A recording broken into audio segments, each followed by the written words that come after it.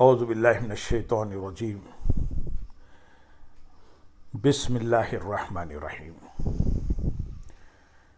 برادران عزیز، آج کی ہماری یہ نشست 15ویں نشست ہے جس میں ہم اسلامی احکامات کو سوال اور جواب کی شکل میں پیش کرنے کی سعادت حاصل کر رہے ہیں۔ آج کی نشست کا پہلا سوال ہے، اسلام میں ہمسایوں کے کیا حقوق ہیں؟ جواب، اللہ تعالیٰ نے قرآن حکیم میں اور حضور نبی اکرم صلی اللہ علیہ وسلم نے احادیث مبارکہ میں ہمسایوں کے حقوق کی اتنی زیادہ اہمیت بیان فرمائی ہے کہ وہ اپنے حقوق کی ادائیگی کے لحاظ سے قرابت داروں تک پہنچ گئے، جن کو ادا کرنا ہر مرد و عورت کے لیے لازم اور ضروری قرار پایا۔ قرآن حکیم میں ہمسائے کے حقوق کی ادائیگی پر زور دیا گیا۔ سورۃ النساء آیت نمبر 36 میں ارشاد باری تعالیٰ ہے، اور تم اللہ کی عبادت کرو اور اس کے ساتھ کسی کو شریک نہ ٹھہراؤ، اور ماں باپ کے ساتھ بھلائی کرو، اور رشتہ داروں اور یتیموں اور محتاجوں سے، اور نزدیکی ہمسائے اور اجنبی پڑوسی اور ہم مجلس اور مسافر سے، اور جن کے تم مالک ہو چکے ہو ان سے نیکی کیا کرو۔ بے شک اللہ اس شخص کو پسند نہیں کرتا جو تکبر کرنے والا، مغرور، فخر کرنے والا، خود بین ہو۔ حضور علیہ الصلوۃ والسلام نے ہمسائے کے حقوق کی ادائیگی کو ایمان کا حصہ قرار دیا۔ حضرت ابو شریح رضی اللہ تعالیٰ عنہ روایت کرتے ہیں، حضور نبی اکرم صلی اللہ علیہ وسلم نے فرمایا، اللہ کی قسم وہ ایمان والا نہیں، اللہ کی قسم وہ ایمان والا نہیں، اللہ کی قسم وہ ایمان والا نہیں۔ عرض کیا گیا، یا رسول اللہ صلی اللہ علیہ وسلم کون؟ آپ صلی اللہ علیہ وسلم نے فرمایا کہ جس کا ہمسایہ اس کی ایذا رسانی سے محفوظ نہیں۔ حضرت عبداللہ بن عمر رضی اللہ تعالیٰ عنہ سے روایت ہے، رسول اللہ صلی اللہ علیہ وسلم نے فرمایا، جبرائیل ہمیشہ مجھے ہمسائے کے متعلق حکم پہنچاتے رہے، یہاں تک کہ مجھے یہ گمان ہونے لگا کہ شاید اسے وارث بنا دیا جائے گا۔ آپ صلی اللہ علیہ وسلم نے ہمسائے کی عزت نفس اور اس کے گھر کے تقدس کا احترام کرنے کا حکم فرمایا۔ ہمسائے کے حقوق بیان کرتے ہوئے آپ صلی اللہ علیہ وسلم نے اس امر کی وضاحت بھی فرما دی کہ ہمسایہ کون ہیں اور کس ہمسائے کے حقوق کو دوسروں کے حقوق پر فوقیت حاصل ہے۔ صحیح بخاری میں حضرت عائشہ صدیقہ رضی اللہ تعالیٰ عنہ فرماتی ہیں کہ میں عرض گزار ہوئی، یا رسول اللہ صلی اللہ علیہ وسلم میرے 2 ہمسائے ہیں، پس میں ان میں سے کس کے لیے تحفہ بھیجا کروں؟ فرمایا کہ ان میں سے جو دروازے کے لحاظ سے تمہارے زیادہ قریب ہے۔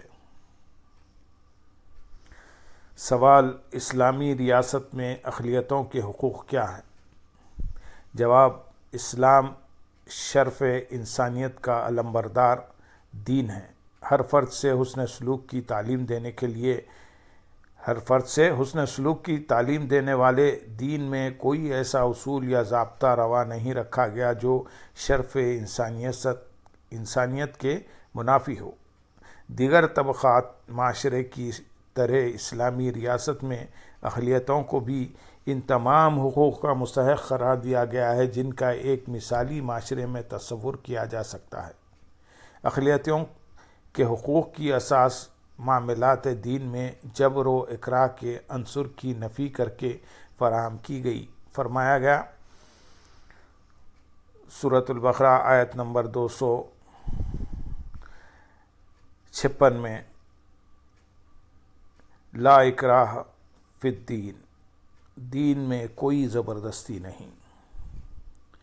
اسلامی معاشرے میں مسلمانوں پر یہ ذمہ داری عائد ہوتی ہے کہ وہ اقلیتوں سے نیکی، انصاف اور حسن سلوک پر مبنی رویہ اختیار کرے۔ قرآن پاک میں ارشاد ہوتا ہے، سورۃ الممتحنہ آیت نمبر 8 میں، اللہ تمہیں اس بات سے منع نہیں فرماتا کہ جن لوگوں نے تم سے دین کے بارے میں جنگ نہیں کی اور نہ تمہیں تمہارے گھروں سے یعنی وطن سے نکالا ہے کہ تم ان سے بھلائی کا سلوک کرو اور ان سے عدل و انصاف کا برتاؤ کرو، بے شک اللہ عدل و انصاف کرنے والوں کو پسند فرماتا ہے۔ اسلامی معاشرے میں اقلیتوں کے حقوق کو کتنی زیادہ اہمیت دی گئی ہے، اس کا اندازہ حضور نبی اکرم صلی اللہ علیہ وسلم کے اس فرمان سے ہوتا ہے۔ آپ صلی اللہ علیہ وسلم نے ارشاد فرمایا، خبردار جس کسی نے کسی معاہد اقلیتی فرد پر ظلم کیا یا اس کا حق غصب کیا یا اس کو اس کی استطاعت سے زیادہ تکلیف دی یا اس کی رضا کے بغیر اس سے کوئی چیز لی، تو روز قیامت میں اس کی طرف سے مسلمان کے خلاف جھگڑوں گا۔ حضور نبی اکرم صلی اللہ علیہ وسلم خود بیرونی علاقوں سے آنے والے غیر مسلم وفود کی میزبانی فرماتے۔ جب مدینہ منورہ میں آپ صلی اللہ علیہ وسلم کی خدمت میں حبشہ کے عیسائیوں کا ایک وفد آیا تو آپ صلی اللہ علیہ وسلم نے ان کو مسجد نبوی میں ٹھہرایا اور ان کی مہمان نوازی خود اپنے ذمہ لی اور فرمایا، یہ لوگ ممتاز و منفرد حیثیت رکھتے ہیں، اس لیے میں نے پسند کیا کہ میں خود ان کی تعظیم و تکریم اور مہمان نوازی کروں۔ حضور نبی اکرم صلی اللہ علیہ وسلم کے عہد میں ایک دفعہ ایک مسلمان نے ایک غیر مسلم کو قتل کر دیا۔ حضور نبی اکرم صلی اللہ علیہ وسلم نے قصاص کے طور پر اس مسلمان کے قتل کیے جانے کا حکم دیا اور فرمایا، غیر مسلموں کے حقوق کی حفاظت میرا سب سے اہم فرض ہے۔ اسلامی ریاست اقلیتوں کے تحفظ اور سلامتی کی ذمہ دار ہے۔ اقلیتوں کی جان کی حرمت کے متعلق الشعبی کا قول ہے، یہودی، عیسائی اور ہر ذمی کی دید مسلمان کی دید کی مثل ہے، لہٰذا اقلیتوں کے حقوق کے بارے میں قرآن و سنت کی عطا کی گئی تعلیمات اور دور نبوت و دور خلافت راشدہ میں اقلیتوں کے حقوق کے احترام و تحفظ کے ان روشن نظائر سے یہ حقیقت واضح ہو جاتی ہے کہ مسلم ریاست میں اقلیتوں کے حقوق کو وہ حقوق اور تحفظ حاصل ہے جن کا تصور بھی کسی دوسرے معاشرے میں نہیں کیا جا سکتا۔ سوال، اسلام میں غیبت کے بارے میں کیا وعید آئی ہے؟ جواب، غیبت یہ ہے کہ کسی شخص کے برے وصف کو اس کی عدم موجودگی میں اس طرح بیان کریں کہ اگر وہ سن لے تو برا مانے، خواہ زبان سے بیان کرے یا بذریعہ اعضاء یا بذریعہ قلم یا کسی اور طریقے سے عیب جوئی کی جائے، اگر وہ عیب اس میں موجود نہیں تو یہ تہمت اور بہتان ہے۔ اسلام میں غیبت کرنے کی سخت وعید آئی ہے۔ قرآن حکیم میں ارشاد ہوتا ہے، سورۃ الحجرات آیت نمبر 12 میں،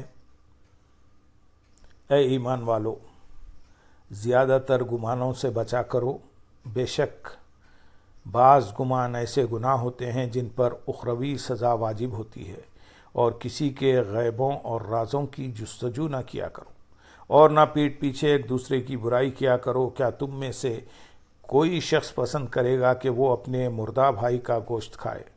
سو تم اس سے نفرت کرتے ہو، اور ان تمام معاملات میں اللہ سے ڈرو، بے شک اللہ توبہ کو بہت قبول فرمانے والا، بہت رحم فرمانے والا ہے۔ حضور نبی اکرم صلی اللہ علیہ وسلم کا ارشاد ہے، غیبت گناہ میں بدکاری سے بڑھ کر ہے۔ غیبت ایک ایسا گناہ ہے جس کے مرتکب کو اللہ تعالیٰ باوجود ندامت اور توبہ کے اس وقت تک معاف نہیں کرتا جب تک کہ وہ شخص معاف نہ کر دے جس کی غیبت کی گئی ہے۔ یہی وجہ ہے کہ شریعت میں غیبت کو تمام کبائر سے زیادہ مہلک اور سنگین گناہ قرار دیا گیا ہے۔ اکثر یہ بھی دیکھنے میں آیا ہے کہ ایک شخص غیبت کرتا ہے اور جب اس سے کہا جاتا ہے کہ غیبت نہ کرو تو وہ کہتا ہے، میں تو اس شخص کا صحیح عیب بیان کر رہا ہوں، یہ غیبت نہیں ہے۔ حالانکہ غیبت کے بارے میں حضور نبی اکرم صلی اللہ علیہ وسلم نے فرمایا، تمہیں معلوم ہے غیبت کیا ہے؟ تمہیں معلوم ہے غیبت کیا چیز ہے؟ لوگوں نے عرض کیا، اللہ تعالیٰ اور اس کے رسول کو اس کا بہتر علم ہے۔ آپ صلی اللہ علیہ وسلم نے ارشاد فرمایا، غیبت یہ ہے کہ تو اپنے بھائی کے بارے میں ایسی بات کہے جو اسے بری لگی۔ کسی نے عرض کیا، اگر میرے بھائی میں وہ برائی موجود ہو تو کیا اس کو بھی غیبت کہا جائے گا؟ آپ صلی اللہ علیہ وسلم نے فرمایا، جو کچھ تم کہتے ہو اگر اس میں موجود ہو تو جب ہی تو غیبت ہے، اور اگر تم ایسی بات کہو جو اس میں موجود نہ ہو تو یہ تو بہتان ہے۔ سوال، اسلام نے عورت کو معاشرے میں کیا مقام دیا ہے؟ جواب، اسلام نے عورت کو ذلت اور غلامی کی زندگی سے آزاد کرایا اور ظلم و استحصال سے نجات دلائی۔ اسلام نے ان تمام خبی رسوم کا خلاخامہ کر دیا جو عورت کے انسانی وقار کے منافی تھی، اور اسے بے شمار حقوق عطا کیے، جن میں سے چند یہ ہیں۔ نمبر 1، اللہ تعالیٰ نے تخلیق کے درجے میں عورت اور مرد کو برابر رکھا ہے۔ انسان ہونے کے ناطے عورت کا وہی رتبہ ہے جو مرد کو حاصل ہے۔ ارشاد ربانی ہے سورۃ النساء آیت نمبر 1 میں، اے لوگو اپنے رب سے ڈرو جس نے تمہاری پیدائش کی ابتدا ایک جان سے کی، پھر اسی سے اس کا جوڑا پیدا فرمایا، پھر ان دونوں میں بکثرت مردوں اور عورتوں کی تخلیق کو پھیلا دیا۔ اللہ تعالیٰ کے اجر کے استحقاق میں دونوں برابر قرار پائے۔ مرد اور عورت دونوں میں سے جو کوئی عمل کرے گا اسے پوری اور برابر جزا ملے گی۔ ارشاد ربانی ہے سورۃ آل عمران آیت نمبر 195 میں، پھر ان کے رب نے ان کی دعا قبول فرما لی اور فرمایا، یقیناً میں تم میں سے کسی محنت والے کی مزدوری ضائع نہیں کرتا، خواہ مرد ہو یا عورت، تم سب ایک دوسرے میں سے ہی ہو۔ نوزائیدہ بچی کو زندہ زمین میں گڑ جانے سے نجات ملی، یہ رسم نہ تھی بلکہ انسانیت کا قتل تھا۔ اسلام عورت کے لیے تربیت اور نفقے کے حق کا ضامن بنا کہ اسے روٹی، کپڑا، مکان، تعلیم اور علاج کی سہولت ولی الامر کی طرف سے ملے گی۔ عورت کی تذلیل کرنے والے زمانے جاہلیت کے قدیم نکاح جو در حقیقت زنا تھے، اسلام نے ان سب کو باطل کر کے عورت کو عزت بخشی۔ اسلام نے مردوں کی طرح عورتوں کو بھی حق ملکیت عطا کیا ہے۔ وہ نہ صرف خود کما سکتی ہے بلکہ وراثت کے تحت حاصل ہونے والی املاک کی مالک بھی بن سکتی ہے۔ ارشاد باری تعالیٰ ہے سورۃ النساء آیت نمبر 7 میں، مردوں کے لیے اس مال میں سے حصہ ہے جو ماں باپ اور قریبی رشتہ داروں نے چھوڑا، اور عورتوں کے لیے بھی ماں باپ اور قریبی رشتہ داروں کے ترکے میں سے حصہ ہے، وہ ترکہ تھوڑا ہو یا زیادہ اللہ کا مقرر کردہ حصہ ہے۔ حضور نبی اکرم صلی اللہ علیہ وسلم نے عورت کو بحیثیت ماں سب سے زیادہ حسن سلوک کا مستحق قرار دیا۔ حضرت ابو ہریرہ رضی اللہ تعالیٰ عنہ سے روایت ہے کہ ایک آدمی حضور نبی اکرم صلی اللہ علیہ وسلم کی بارگاہ میں حاضر ہو کر عرض گزار ہوا، یا رسول اللہ صلی اللہ علیہ وسلم، میرے حسن سلوک کا سب سے زیادہ مستحق کون ہے؟ آپ صلی اللہ علیہ وسلم نے فرمایا، تمہاری والدہ۔ عرض کیا پھر کون ہے؟ آپ صلی اللہ علیہ وسلم نے فرمایا، تمہاری والدہ۔ عرض کیا پھر کون ہے؟ آپ صلی اللہ علیہ وسلم نے فرمایا، تمہاری والدہ۔ عرض کی پھر کون ہے؟ فرمایا، تمہارا والد۔ وہ معاشرہ جہاں بیٹی کی پیدائش کو ذلت اور رسوائی کا سبب قرار دیا جاتا تھا، اسلام نے بیٹی کو نہ صرف احترام و عزت کا مقام عطا کیا بلکہ اسے وراثت کا حقدار بھی ٹھہرایا۔ ارشاد ربانی ہے سورۃ النساء آیت نمبر 11 میں، اللہ تمہیں تمہاری اولاد کی وراثت کے بارے میں حکم دیتا ہے کہ لڑکے کے لیے 2 لڑکیوں کے برابر حصہ ہے، پھر اگر صرف لڑکیاں ہی ہوں 2 یا 2 سے زائد تو ان کے لیے اس ترکے کا 2/3 حصہ ہے، اور اگر وہ اکیلی ہو تو اس کے لیے آدھا ہے۔ قرآن حکیم میں جہاں عورت کے دیگر معاشرتی اور سماجی درجات کے حقوق کا تعین کیا گیا ہے، وہاں بطور بہن بھی اس کے حقوق بیان کیے گئے ہیں۔ بطور بہن عورت کا وراثت کا حق بیان کرتے ہوئے قرآن حکیم میں ارشاد باری تعالیٰ ہے سورۃ النساء آیت نمبر 12 میں،